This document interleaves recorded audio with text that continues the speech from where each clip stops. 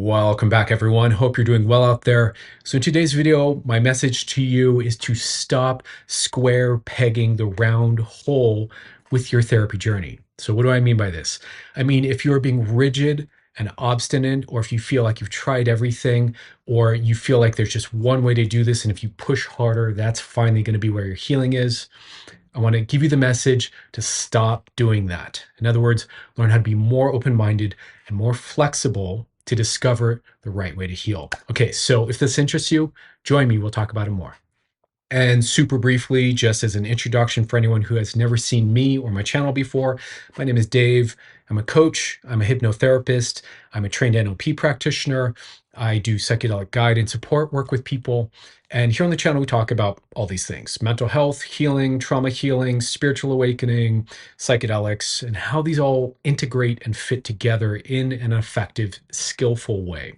So if that interests you, you're in the right place.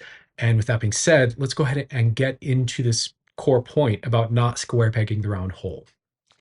So for anyone who's not familiar with the term, I'm not trying to be crass or rude here, but it's like when you see children's toys where they have the kind of wooden table with different shapes cut out, and it's to, teach kids to start to think spatially, and you put different shaped pegs, kind of long pegs, into different holes that correlate with that shape, right? So you put the circle peg in the circle hole, you put the square peg in the square hole, the star peg in the star hole, et cetera, right? This is where this phrase comes from. So please don't misconstrue me or get all, naughty. That's not what I'm saying here.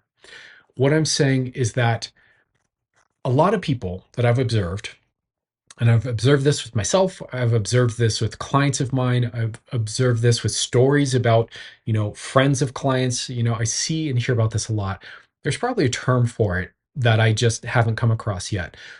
But a very common pattern you'll see when people are struggling to heal and they're on their healing path is being a bit rigid and a bit dogmatic or a bit forceful about, what the path to healing is for them, right? So, in other words, this could look like being really dogmatic about a certain therapy modality or about a certain therapist, like this person is going to be my savior and fixer. This could be about being really rigid, that this is a neurochemical thing and I just need the right prescription of medication and that's going to fix all my things. And in the psychedelic world, we see the correlation of the correlate of that, which is, when I find the right dose of mushrooms and MDMA and whatever, and, I listen to the right playlist, then I'll magically be healed, right? We see rigidity. We see insistence. We see stubbornness, right? And a lot of times with the stubbornness and rigidity, what happens is that people, will kind of push and push and push and push and push and push on this one way of healing, thinking that they know what the process is, but it's not getting them the result yet, right? So something to look at there, right? If we're not getting real results, then maybe we should try something else. So this kind of ties into an important, lesson I learned in my NLP trainings, a kind of core personal development idea, which is this idea of the law of requisite variety. I think this comes from cybernetics originally.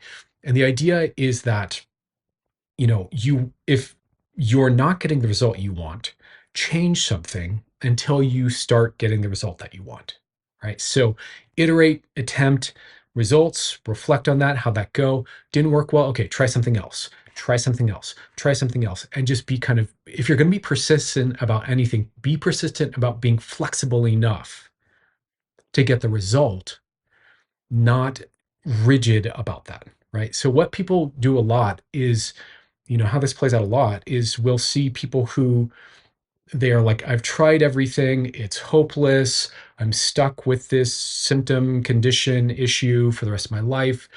I'm screwed, it's going to be horrible. I've tried all the therapy, I've tried all the medications, right? But meanwhile, often these people haven't tried everything, right? You start asking them, well, what about this modality or that modality or this angle on therapy or that angle on therapy, or what about this supplement, or what about combining more exercise? You start like getting into the weeds of what they've tried. And sure enough, almost always what you find is that this is someone who thinks they understand how to heal themselves, yet they're not healing, and they haven't tried a bunch of things.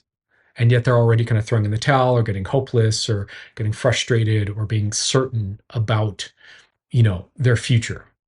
Now, there is an underlying mental process that all human beings do that's involved in this that is common to patterns of mental health or mental lack of mental health, shall we say, right? So often when I'm talking to people about their issues, there's a pattern of thinking that emerges underneath that that's common, and this is something even CBT addresses, which is generalization, right? So you want to start to look for anytime you're making generalized statements. I'm screwed. It's always going to be like this. This is the only way it could be. Therapy just doesn't work for me. Um, I'm too broken to heal. Notice how these are all very broad, big generalizations about, scope of time or about one's capacity or about the nature of therapy as a whole, right? Generalizations will often skew and distort our understanding of what's possible, right? And it's a very human thing to do, to extrapolate some experience into a conclusion that's generalized and assume that that's accurate or true just because maybe the certain set of experiences we had, that may be true, right? So it may be that you tried certain types of therapy and it didn't work, but that doesn't mean therapy as a whole doesn't work, right? So I want you to start to get this. In order to succeed at healing, at personal growth, at personal transformation, at undoing your trauma, at transcending whatever this pattern of being hung up in whatever way you are. In order for that to happen, in my experience, what I've seen in my own life, my own body and mind, my own pattern, and what I've seen across a bunch of my friends' lives, and of course, clients and peers, what works is that you have to be curious enough to keep trying on new approaches, new mindsets, new therapy modalities, new combinations of things, new timing, right? And you have to think outside of just therapy, like the broader scope. And this is one of my major messages here on the channel of lifestyle, right? You've got to look at sleep, diet, exercise. How are those impacting you? Social connection. How, do you have friends? Do you socialize a lot? Do you get, time to just chill and laugh and offload stress? All of these things factor in to your success in terms of healing.